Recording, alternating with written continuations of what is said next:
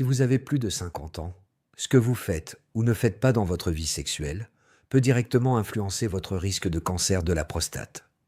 Je vais vous poser une question directe. Combien d'hommes dans cette salle, et je parle des hommes de 50, 60, 70 ans, ont déjà abordé ce sujet avec leur médecin? Très peu.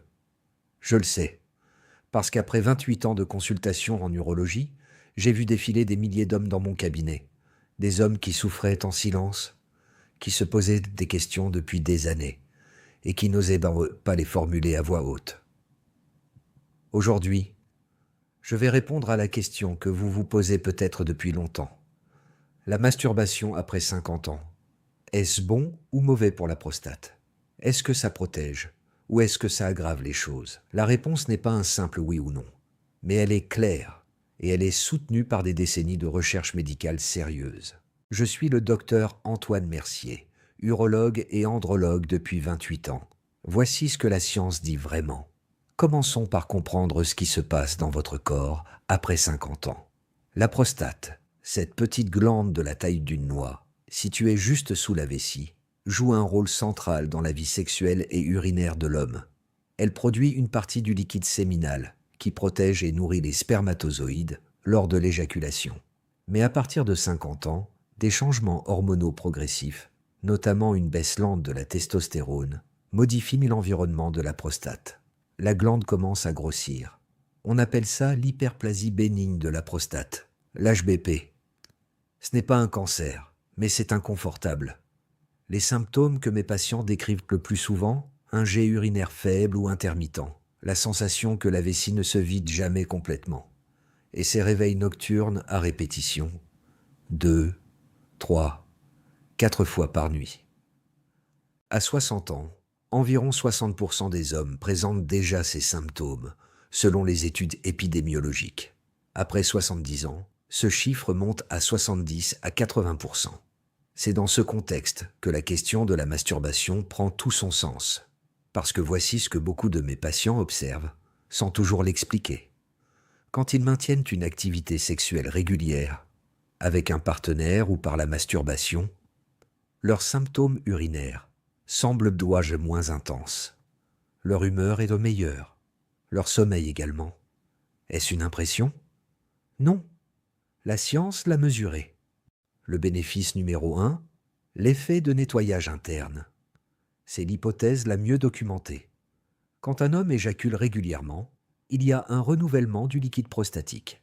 Les sécrétions anciennes, les cellules mortes et des substances potentiellement inflammatoires sont évacuées. Moins de stagnation dans la glande, moins d'inflammation locale. L'étude la plus citée sur ce sujet vient de la Harvard School of Public Health. Publiée dans le Journal of the American Medical Association en 2004, mise à jour en 2016, elle a suivi plus de 30 000 hommes sur plusieurs décennies. Le résultat est clair, les hommes qui éjaculaient 21 fois ou plus par mois avaient jusqu'à 33% moins de risque de développer un cancer de la prostate. En particulier les formes de bas grade, par rapport à ceux qui éjaculaient 4 à 7 fois par mois. Je dois être précis avec vous sur l'interprétation de ces chiffres. Il s'agit d'une association statistique forte, observée sur des dizaines de milliers d'hommes et répliquée dans plusieurs méta-analyses indépendantes. Ce n'est pas une relation de cause à effet absolument prouvée. Il existe des facteurs confondants, mais le signal est suffisamment robuste pour que la communauté urologique le prenne au sérieux. Le bénéfice numéro 2, la circulation pelvienne. La masturbation, comme toute activité sexuelle, augmente le flux sanguin vers la région génitale et pelvienne. Cette circulation apporte de l'oxygène et des nutriments aux tissus de la prostate. Elle maintient l'élasticité des vaisseaux locaux. Elle contribue à un meilleur fonctionnement du plancher pelvien et de la vessie. En termes simples, une prostate bien irriguée est une prostate en meilleure santé. Le bénéfice numéro 3, la santé érectile. C'est un point que peu de médecins expliquent clairement. Une érection régulière est fondamentale pour la santé tissulaire du pénis. Quand l'organe est irrigué fréquemment, il y a une meilleure oxygénation qui prévient les processus de fibrose et d'atrophie. Les études sont formelles. Les hommes qui restent de longues périodes sans activité sexuelle présentent un risque plus élevé de dysfonction érectile à long terme. La masturbation régulière peut fonctionner comme un entretien de la fonction érectile. particulièrement important pour les hommes sans partenaire fixe. Le bénéfice numéro 4. Le stress, l'humeur et le sommeil. L'orgasme déclenche une libération d'endorphines et d'ocytocine, des hormones liées au plaisir et à la détente. Pour les hommes de plus de 50 ans, qui font face statistiquement à des niveaux plus élevés d'anxiété et de stress chronique, cet effet neurochimique est réel et mesurable. Et le stress, je le rappelle, aggrave directement les symptômes urinaires. Il augmente l'inflammation systémique. Réduire le stress par une activité sexuelle régulière améliore indirectement la santé de la prostate.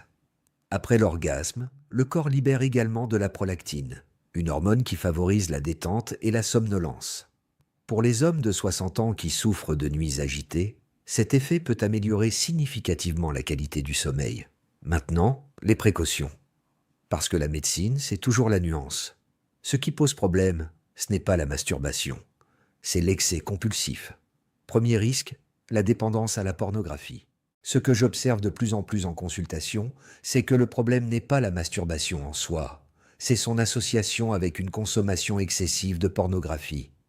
La pornographie consommée en excès altère les circuits de récompense du cerveau en libérant des doses élevées de dopamine, de façon répétée. Le cerveau s'habitue. Il lui faut des stimuli de plus en plus intenses.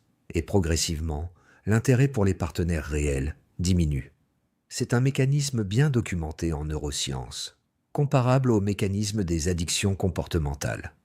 Deuxième risque, la fatigue et l'inconfort pelvien en cas d'excès. Certains de mes patients rapportent une baisse d'énergie, des douleurs pelviennes légères ou une irritation locale quand la fréquence est très élevée sur une courte période.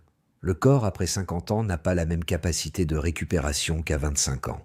L'écoute du corps est essentielle. Je précise un point important ici. La littérature médicale associe la prostatite congestive, une inflammation par stagnation des sécrétions, plutôt à l'absence d'éjaculation régulière qu'à son excès. Ce n'est pas la fréquence élevée qui cause l'inflammation, c'est la stagnation. L'excès peut causer de l'inconfort, mais pas de la même façon que la stagnation. Cette nuance est importante. Quelle fréquence alors ? Je vais vous donner ma réponse médicale honnête.